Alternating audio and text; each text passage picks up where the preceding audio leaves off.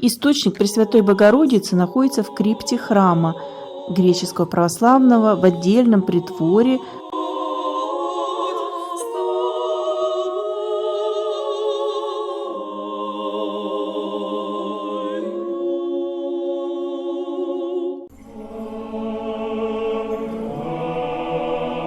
Над источником находится чудотворная икона Благовещения. По преданию, на этом месте, когда Дева Мария пришла за водой, архангел Гавриил обратился к ней с необычным приветствием: «Радуйся, благодатная, Господь с тобою». Это приветствие смутило Деву Марию, и она поспешила домой.